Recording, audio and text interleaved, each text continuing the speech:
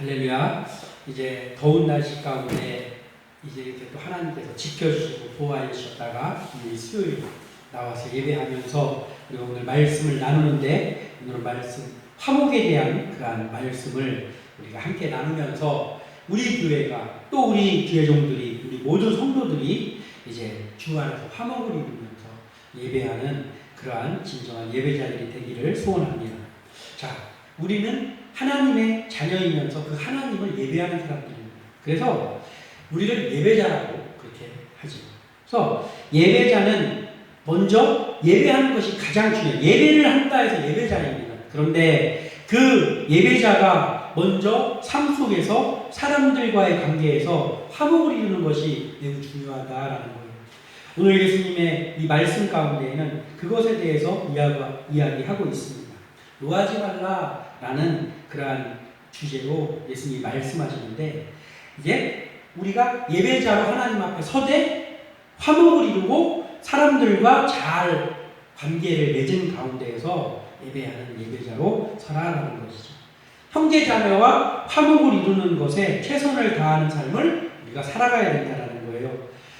하물며 하나님 앞에 드리는 것들을 정성껏 준비한다 할지라도 사람과 화목하지 못한 가운데 가져온 물질을 하나님께서는 기뻐하시지 않는다고 오늘 말씀하고 있습니다. 그래서 우리가 이 예수님의 말씀을 통해서 어떻게 하나님 앞에서 서야 될 것인가, 어떻게 예배자로서 이것을 지키는 그러한 우리들이 될 수 있는가라는 것들을 함께 살펴보며 이제 이 화목을 이루는 주의 되시기를 주님의 이름으로 축원합니다.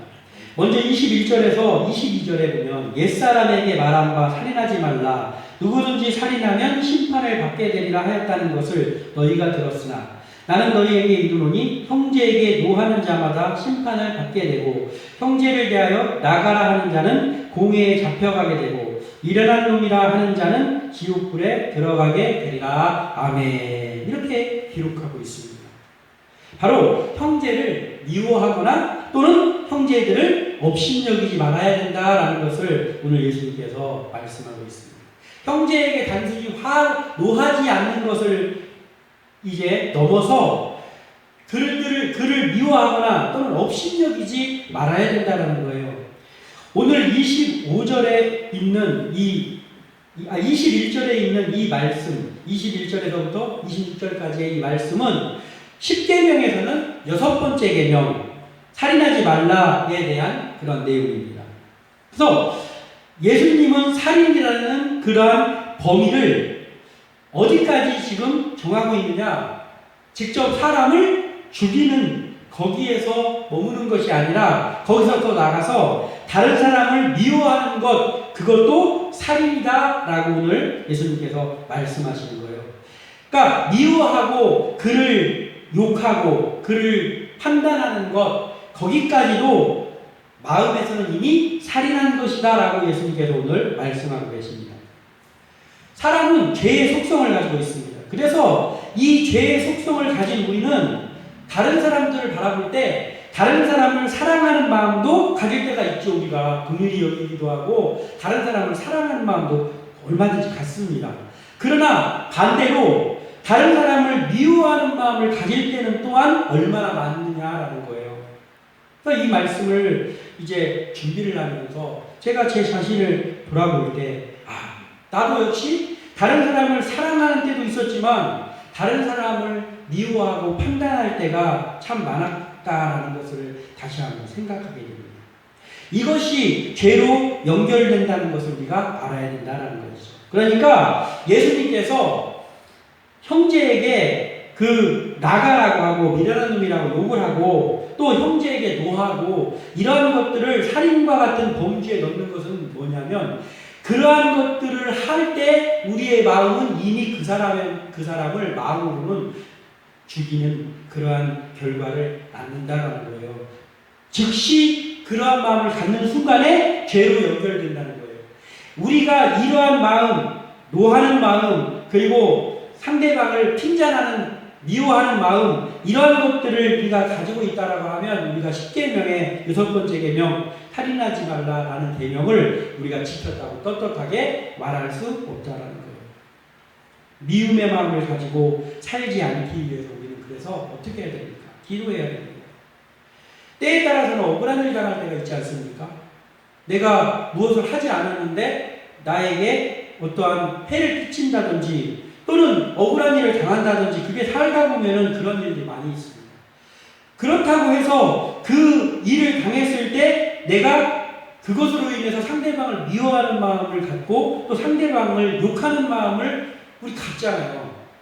갖는데 거기에서 끝나면 우리는 그냥 계명을 어기고 예수님의 말씀을 어기는 것으로 그냥 끝나는 거예요. 그러니까 세상 사람들과 다르지 않은 거예요. 예수 믿는 사람이라 해서 아예 그러한 마음을 갖지 않을 수는 없습니다. 그러나 중요한 것은 그 마음이 들어왔을 때 우리가 어떻게 하느냐가 중요하다는 것이죠. 그러한 질시하는 마음, 노하는 마음, 또 판단하는 마음들, 미워하는 마음들이 우리 속에 어떤 사람을 향하여서 들어왔을 때 우리는 그 다음에 그 마음을 품어졌을 때 어떻게 해야 되는가가 중요하다는 거예요. 어떻게 해야 됩니까? 기도해야 됩니다. 어떻게 해요? 예수님의 사랑의 마음을 갖기를 간구해야 된다는 거예요. 그러니까 우리에게 그러한 마음이 들어왔을 때 우리의 힘으로는 그 마음이 사라지지를 않아요. 우리의 힘으로는 계속 생각하고 곱씹을수록 더 괘씸하고 더 억울한 마음이 증폭될 수밖에 없는 것이 죄성을 가진 우리의 마음이라고 합니다. 그러니 어떻게 해야 됩니까? 이러한 미워하는 마음들, 이러한 분노의 마음들을 하나님께서 다스려 주기를 원하면서 간구하면서 하나님 앞에 기도해야 되는 거예요. 또한 우리는 다른 사람을 비방하거나 업신여기는 마음을 갖지 않기 위해서 늘 힘써야 되는데 우리의 노력으로 이 일이 되지 않는다는 거죠.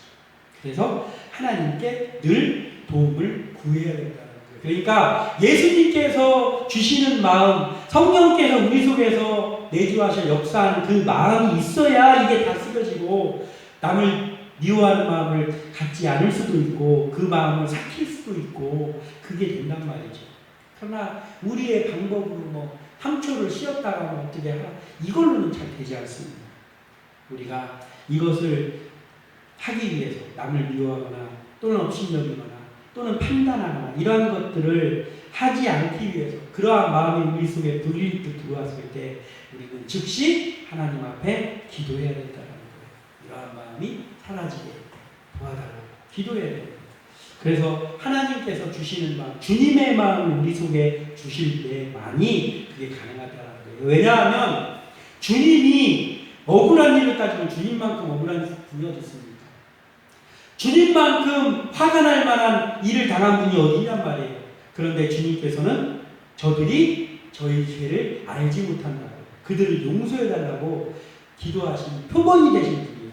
그러니 어떡합니까? 우리가 그분의 마음을 가져야 그게 가능하다는 거예요.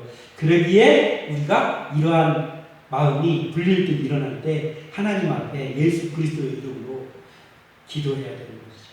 그러면서 계속해서 이 마음을 다스려 나가고 어떤 사람을 향해 미움의 마음이 생기거나 마음에 들지 않는 부분이 생길 때마다 그 사람을 위해서 또한 기도해 줘야 되는 거예요.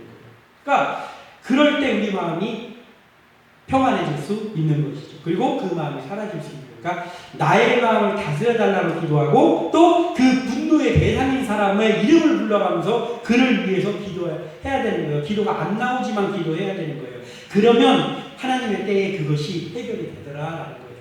우리가 이것을 알고 나가야 된다는 것이죠.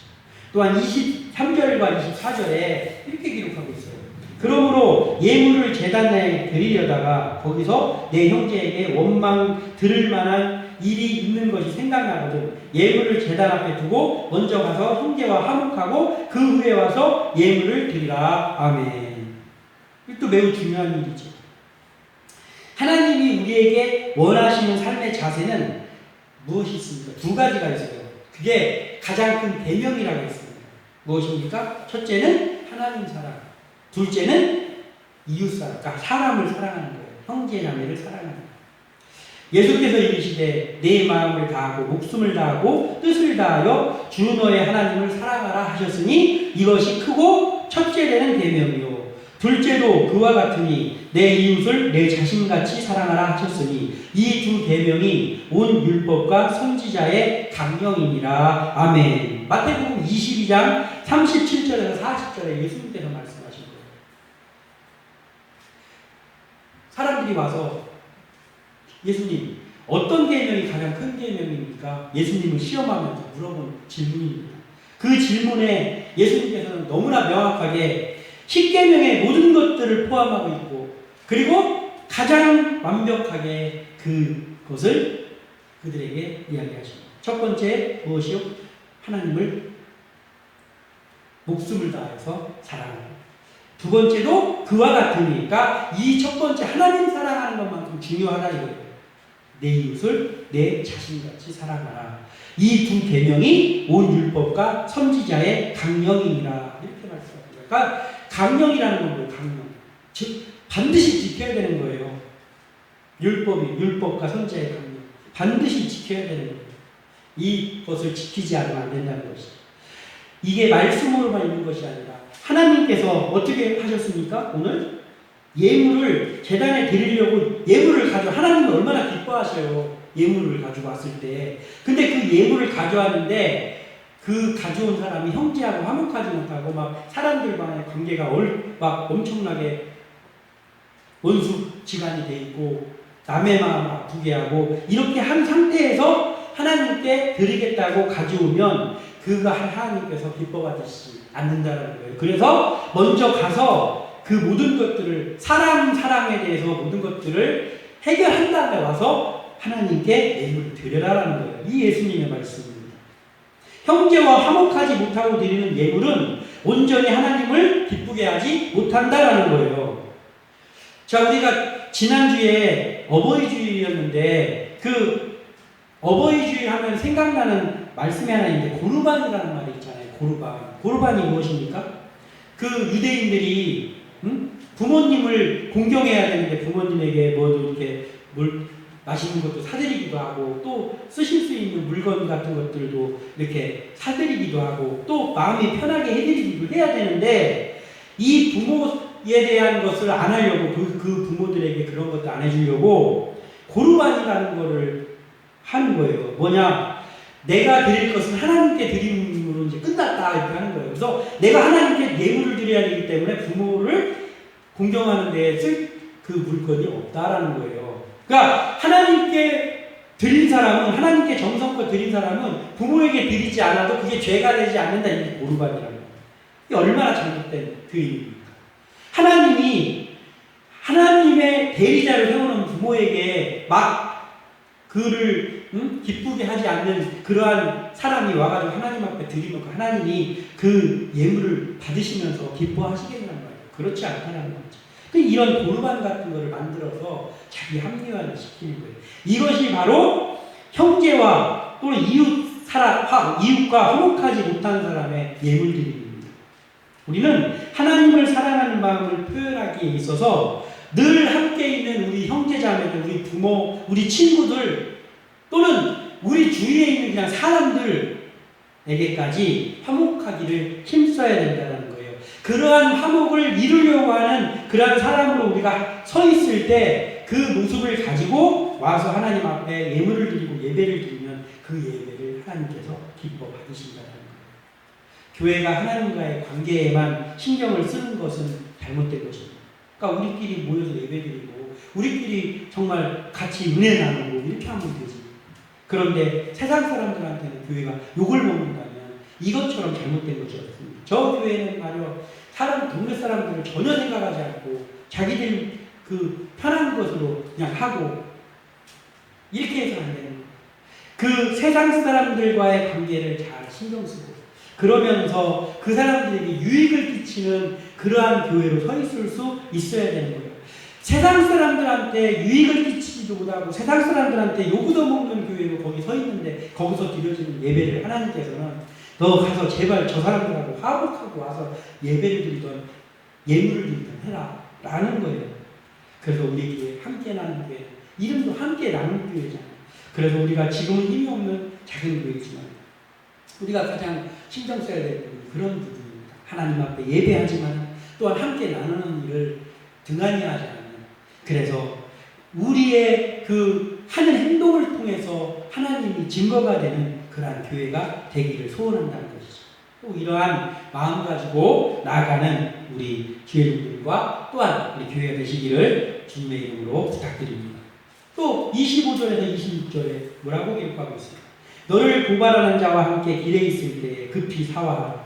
그 고발하는 자가 너를 재판관에게 내어주고 재판관이 옥리에게 내어주어 옥에 가둘까 염려하라. 진실로 내게 이르노니 네가 한 푼이라도 남김없이 다 갚기 전에는 결코 거기서 나오지 못하리라. 아멘. 이렇게 기록하고 있습니다. 무엇입니까? 형제와 송사가 아닌 화목을 먼저 행해야 된다는 거예요. 사람들과 관계에 있어서 가장 먼저 해야 될 것은 일단은 잘잘못을 가리는 것이 아니라 그보다 앞서야 되는 것인데 그것은 화목을 우선으로 해야 된다는 것이죠. 근데 우리가 이게 잘 되지 않잖아요. 이게 잘 되지 않기 때문에 하나님 앞에 구해야 되는 거예요. 우리가 잘잘못을 어떠한 일이 있으면 거기에서 제일 먼저 이건 누구의 책임이냐, 이건 누가 잘못한 거고 누가 잘한 거냐를 우리가 그 잘잘못을 가리는 것이 가장 우리가 흔한 일이잖아요. 그런데 하나님을 섬긴다고 하는 우리에게 명령한 건 뭐냐면 잘잘못을 가리는 것보다 화목한 것을 우선해라라는 거예요.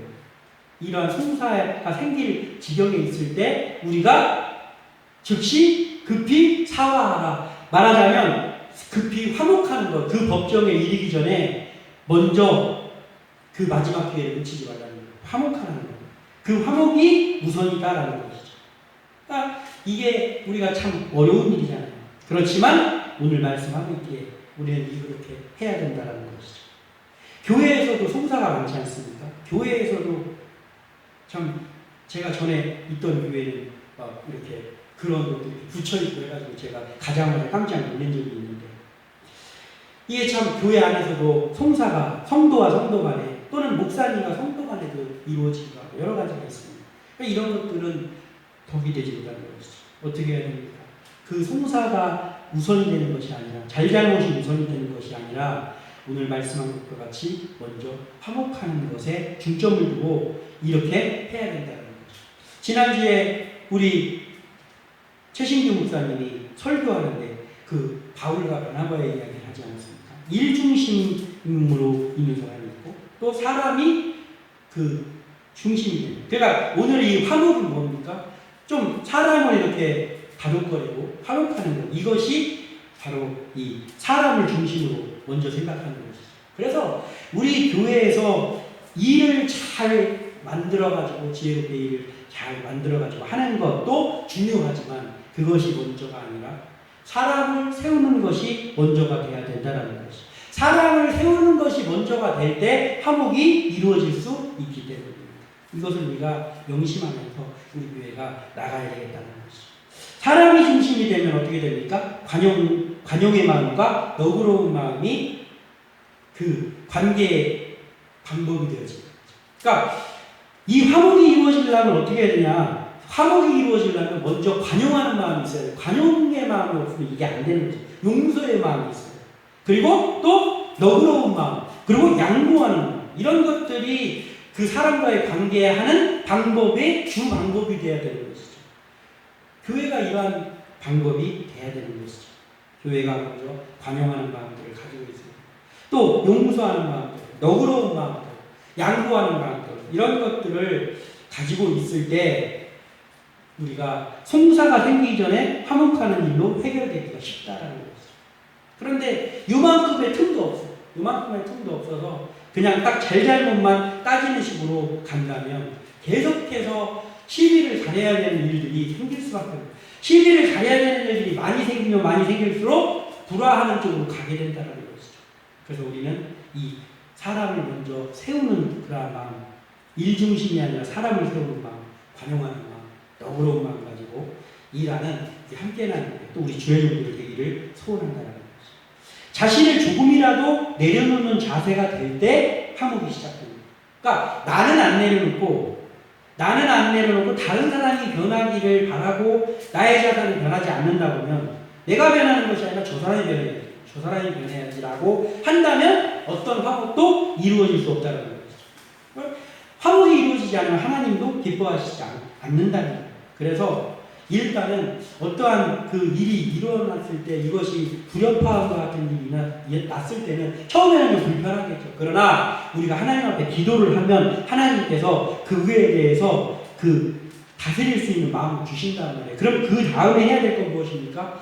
그 사람을 상대방을 위해서 기도하는 거예요. 그때 상대방을 위해서 기도가 나오는 거예요. 그러면 상대방을 위해서 기도가 나오면 상대방을 위해서 기도가 나오는 그때부터 용서의 마음도 생기는 거예요. 그러면서 이제 하나님이 기뻐하는 쪽으로 일이 해결될 수 있게 되는 것이죠. 또한 뉘우치는 이렇게 잘잘못이 생겼을 때 뉘우치는 사람들이 있잖아요. 처음에는 그 뉘우치지 않는데 점점 가다가 뉘우치는 사람이 있어요. 그러면 뉘우치는 사람에게 대해서는 우리가 어떤 마음을 가져야 됩니까? 너그럽게 용서해주는 관용의 마음.